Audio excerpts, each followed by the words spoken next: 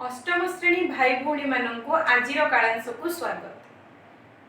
कालांश आरंभ होगा पूर्वर समस्त अनुरोध ब्रह्मनाद उच्चारण करेंगे। मु कहूची आपण मैंने आखि बंद करंतु 3 थर ओम उच्चारण करंतु। ब्रह्मनाद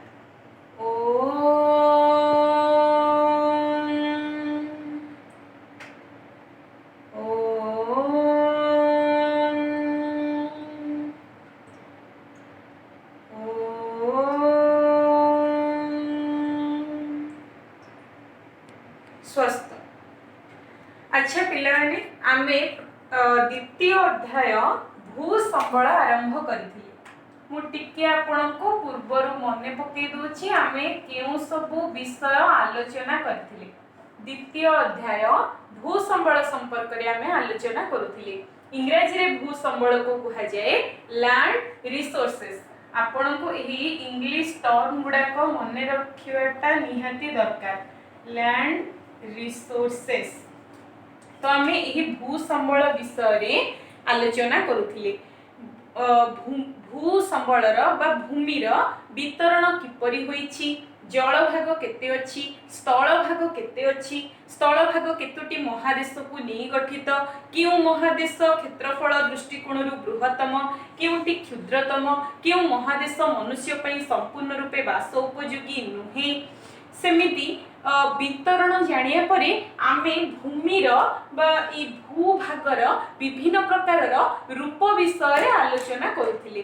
भूमिर रूप को जियोग्राफिकल टर्म रे भौगोलिक भाषा रे कोन कहा जाय, ताको भूमि रूप कहा जाय। अर्थात भूमिर विभिन्न प्रकारर रूप रहिछि। रूप अर्थ भूमिर विभिन्न प्रकारर शेप अछि, आकृति रहिछि, आकार रहिछि, एहाकू कहा जाए भूमि रूप। इंग्रजी रे भूमि रूप को कहा जाए मने पकांतु आपण माने लैंड फॉर्म्स कहा जाए। तो भूमिर विभिन्न प्रकारर फॉर्म अछि, रूप अछि।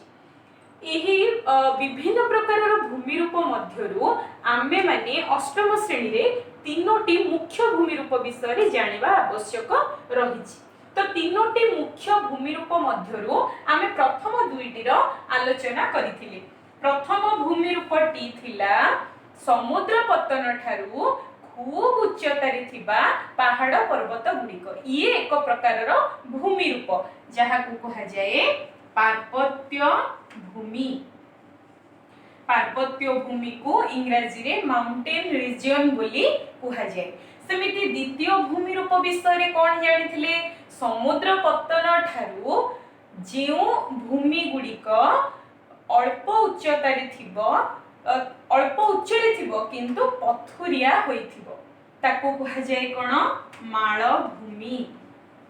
ताको कहा जाए मालभूमि। इंग्रजी रे याको कहा जाए टेबल लैंड कहा जाए किंबा प्लेट्यू बोली कहा जाए। तो ए प्रकार भूमि रूप रे कोन ही थाए, समुद्र पतन ठारू ये भी उच्चरे थाए किंतु पार्वत्य भूमि परी जेमिति पार्वत्य भूमि रे पर्वत उच्च उच्च पर्वत गिरिशृंग रही पर्वत गुड़िकर आकृति एमिति कोन भलिया होई थाए, किंतु मालभूमि क्षेत्र रे समुद्र पतन ठारू उच्चरे थिले मध्य मालभूमिटी किपरि होई थाए, समुद्र पतन ठारू उच्चा किंतु ए भागटी तार फ्लैट हे थाए। ए ऊपर टॉप टा केमिति हे थाए, फ्लैट हे थाए। याकू कहा जाए मालभूमि, याकू कहा जाए पार्वत्य भूमि। तो आमे दुईटी भूमि रूप विषय रे पूर्व कालांश रे आलोचना करिथिले। आज आमे तृतीय मुख्य भूमि रूप संबंध रे जानिबा। तृतीय मुख्य भूमि रूप कोन रहिछि से विषय रे आलोचना करिबा। वर्तमान आमे तृतीय प्रकारर भूमि रूप संबंध रे जानिबा।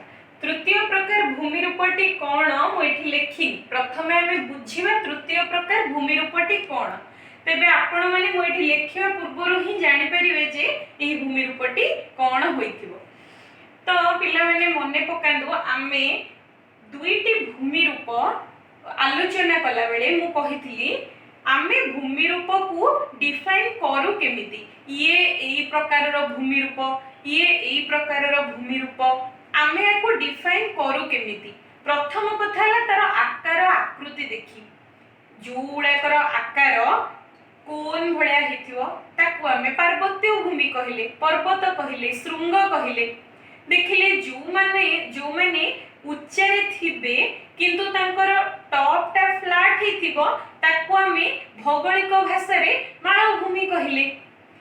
तो मेन एठे कोन मु इंडिकेट करूची आमे किपरि एही भूमिर रूप गुडी को डिफाइन करू, भूमिर ही शेप गुडी को, एही आकृति गुडी को किपरि नामकरण करू, किपरि जानू। सदा बेले समुद्र पतन ठारू हमकु ताको मेजरमेंट करिया पई पड़े। जेतु तीन भाग जल रहिछि, गोटे भाग स्थल रहिछि, आ एही तीन भाग जल विशाल विशाल समुद्र रे रहिछि। समुद्रर जल राशि चारिआडे समान लेवल रे अछि, किंतु भूमिर रूप उपरे विभिन्न आकारर अछि। तेणु आमे एही समुद्र पतन ठारू सब बेले भूमिर विभिन्न प्रकार रूप को मेजरमेंट करिथाउ। सेमिति तृतीय प्रकार भूमि रूपटी किपरि अछि? समुद्र पतन ठारू, सी लेवल समुद्र पतन ठारू एमिति किछि भूमि उपरे आकार अछि, आकृति अछि, एमिति किछि भूमिर शेप अछि, रूप अछि, जो रूप गुडाक केमिति अछि? समुद्र पतन ठारू समान उच्चतारे अछि।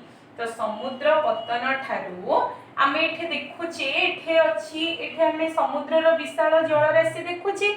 तो ये भारत महासागर, ये भारत महासागर रे जदि आमे जल राशि रे देखियो, किबा आमे एठे अछि बे ऑफ बेंगल अछि, बंगोपसागर रे जल राशि रे जदि आमे कंपेयर करबा ए समुद्र पतन ठारू आमे देखिले जानि परिबा, आमे नह तो भूगोलविद माने देखिले जानि परिबे भारतर को भूमिटी खूब उच्चरे अछि, उच्चरे थिबा सहित एमिति कोन आकारर पर्वत गुडाक अछि, ताकू से माने पार्वत्य भूमि कहिले। केवल तो एठी पार्वत्य भूमि नै ना, एठी भी पार्वत्य भूमि अछि। काहे कि एको पार्वत्य भूमि कहा गला? कारण समुद्र पतन ठारू ये उच्चरे अछि, पुणी एठी पर्वत अछि, तेणु एको पार्वत्य भूमि कहिले। पुणी से माने देखिले भारतर केउ अंशटी समुद्र पतन ठारू उच्चरे अछि किंतु टॉप टा तार फ्लैट अछि। से माने देखिले भारतर एही अंशटी, याको हमें पूर्व वीडियो रे पढिथिले, याको कोन कहा जाय? दाक्षिणात्य मालभूमि कहा जाय बा याको उपद्वीपीय मालभूमि कहा जाय। तो एही उपद्वीपीय बा दाक्षिणात्य मालभूमिटी समुद्र पतन ठारू उच्चरे अछि, किंतु पार्वत्य भूमि परि एमिति पर्वत सेठी नाही, एठी फ्लैट एरिया अछि। फ्लैट एरिया अर्थ एठे उच्चरे रही कि मध्य तार ऊपरे एते फ्लैट अछि, लोक माने सेठे बसवास करि पारंती। आपण जानथिबे एठे महाराष्ट्र, गुजरात, कर्नाटक ए सब गुडा प्राय जनबहुल राज्य। ये मालभूमि हेले मध्य एठी बहुत लोक बास करंती, जेहेतु ऊपरटी तार समतल, पूरा तो समतल नुह किंतु फ्लैट अछि। पार्वत्य भूमि को तुलना कले एठी फ्लैट एरिया अछि। सेमिति एही समुद्र पतन ठारू देखिले भारतर केउ केउ अंचल गुडाक समुद्र पतन सहित समान भाबरे अछि, संपूर्ण भारत को देखा जाउची। तो एही एपटे भी एई पटर भी देखले हो, एई पटर भी देखले हो, जल राशि रु देखिबा आमे। तो एही समुद्र पतन ठारू भारतर केउ केउ अंश समान भाबरे अछि, ताकू ना दिया गला कोन? समतल भूमि। जेहेतु समुद्र पतन ठारू समान भाबरे अछि, ताकू कहे जे समतल भूमि। इंग्रजी रे कहा जाय समतल भूमि को प्लेन्स बोली कहा जाय। ठीक अछि, प्लेन्स एरिया आपण कहि परिबे, प्लेन्स रीजन बोली कहि परिबे। तो प्लेन्स बोली कहा जाय। एही समतल भूमि रो संज्ञाटी मने रखिबा आमे निहाती आवश्यक। तो संज्ञा कोन कहूची? समुद्र पतन ठारू समान उच्चतारे थिबा भूमि को समतल भूमि कहा जाए। बहुत सहज मने रखिया पई समुद्र पतन ठारू समान उच्चतारे थिबा भूमि को समतल भूमि कहा जाए। मु तीनटा जाक पुणी थरे कहि दोची। आपण ए चित्रटी को सब बेले मने रखंतु, ए तीनटा जाक आपण आराम रे संज्ञा गुडी को मने पकई परिबे। तो समुद्र पतन ठारू खूब उच्चतारे थिबा भूमि, आपण माने केवल भाबंतुनी एटा ही खूब उच्चतारे अछि, ये भी एक पर्वत, ये भी उच्चतारे अछि। तो समुद्र पतन ठारू खूब उच्चतारे थिबा भूमि को कहा जाए पार्वत्य भूमि। समुद्र पतन ठारू अल्प उच्च नीच होइथिबा विस्तीर्ण विस्तीर्ण पथुरिया जमी को कहा जाए मालभूमि। समुद्र पतन ठारू अल्प उच्चरे अछि पुणी विस्तीर्ण अछि आ पथुरिया जमी अछि। विस्तीर्ण तो ऊपरटा तार फ्लैट अछि याकू कहा जाए मालभूमि। सेमिति समुद्र पतन ठारू समान उच्चतारे थिबा भूमि समतल भूमि। ठीक अछि ए तीनोटी भूमि रूप। आज आम एही समतल भूमि विषय रे आउ किछि तथ्य जानिबा। तो पिला माने पृथ्वीर मुख्य समतल भूमि गुड़िक क्यों क्यों जगार अच्छी क्यों क्यों महादेश अच्छी ताकू कौन कह जाए प्रथमे जानिबा। तो पृथ्वीर मुख्य समतल भूमि गुड़िक हैला एशिया महादेश रे थिबा साइबेरिया। एशियार साइबेरिया हेउछि एक मुख्य समतल भूमि। समतल भूमि अर्थ लार्ज फ्लैट एरिया। इंग्रेजी रे कोन कहे लार्ज फ्लैट एरिया बोली कहे जाए अर्थात विस्तीर्ण समतल भूमि। बहुत पर्यंत परिव्याप्त बहुत अंचल पर्यंत समान ही की भूमि थिबो ताकू कहा जाए समतल भूमि। तो एशियार साइबेरिया। देन आसिला उत्तर अमेरिका महादेश रे थिबा केंद्रीय समतल भूमि। ये मध्य एक विशाल समतल भूमि। देन आसिला दक्षिण अमेरिका रे थिबा अमेजन ओ पाराना पाराग्वे नदी अववाहिका। अमेजन नदी अववाहिका ओ पाराग्वे नदी अववाहिका दक्षिण अमेरिकार मुख्य समतल भूमि। सेमिति आफ्रिका महादेश रे अछि नील नदी ओ कंगो नदी अववाहिका। पुणी कहि दोछि एशियार साइबेरिया, उत्तर अमेरिकार केंद्रीय समतल भूमि, दक्षिण अमेरिकार अमेजन ओ पाराग्वे नदी अववाहिका, आफ्रिकार कंगो और नील नदी अववाहिका। ये हैला पृथ्वीर मुख्य समतल भूमि। मुख्य अर्थ आपण बुझी पारुथिबे एगुडी को विशाल समतल भूमि। विशाल अर्थ आपण माने आपण भाबी ही परिबेनी ये केते विशाल। बहुत आम भारतर कथा आम देखिला बेले आपण जानि परिबे समतल भूमि केते विशाल होइथिबो। तो ये हैला पृथ्वीर केतेटा मुख्य समतल भूमि। एही समतल भूमि गुडी को किपरि सृष्टि होई थांती वर्तमान आमे जानिबा। आमे जानिथिले पार्वत्य भूमि और मालभूमि गुडी को प्लेट संचलन द्वारा किंबा आग्नेयगिरी उद्गीरण द्वारा सृष्टि होई थांती। वर्तमान आमे जानिबा एही समतल भूमि गुडी को किपरि सृष्टि होई थांती। तापरे आमे भारतर केउ सब मुख्य समतल भूमि अछि सेही विषय रे आलोचना करबा।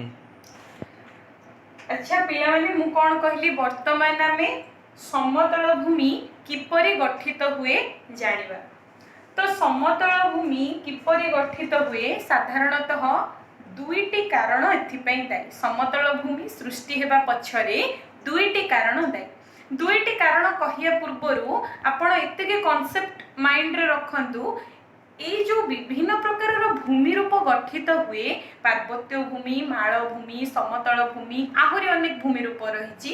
ए भूमि रूप गुड़िक जो गठित हेउछि एहा वर्षे 10 वर्ष 100 वर्षर एमितिर कथा नुह। एहा जुग जुग धरी लक्ष लक्ष हजार हजार वर्ष धरी एही भूमि रूप गुड़िक गठित हेउछि। एबे मध्य विभिन्न प्रकार भूमि रूप गठित हेउछि। वर्तमान विभिन्न प्रकार भूमि रूप गठित हेउछि। अतीत रे हेउथिला भविष्यत रे मध्य हेउथिबो। एगुडा सब परिवर्तनशील।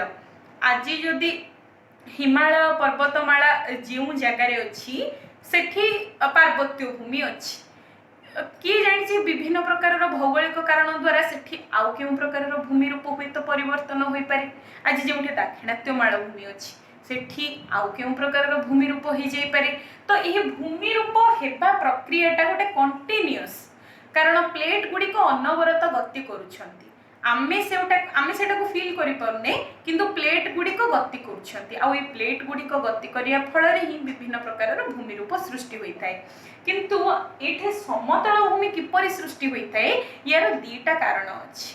प्रकृत रे कहिया को गले यार दीटा वाहक अछंती। ए दीटी एजेंट बा वाहक द्वारा समतल भूमि गुडी को गठित होई थाए। ए दीटा एजेंट कोन कोन गोटे हेउछि जल द्वारा आउ गोटे हेउछि वायु द्वारा। जल द्वारा ओ वायु द्वारा मुख्यतः समतल भूमि गुड़िक गठित होइथांती। तो केमिति जलवायु द्वारा समतल भूमि गठित होइथांती? जल वायु कौन करंती? Erosion करंती, deposition करंती। आपण मानक पई दीटा शब्द पूरा नुआ थिवो। तो इरोजन अर्थ कौन करंती? माने क्षय करंती। जल और वायु एमाने कौन करंती? इरोजन करंती अर्थ क्षय करंती।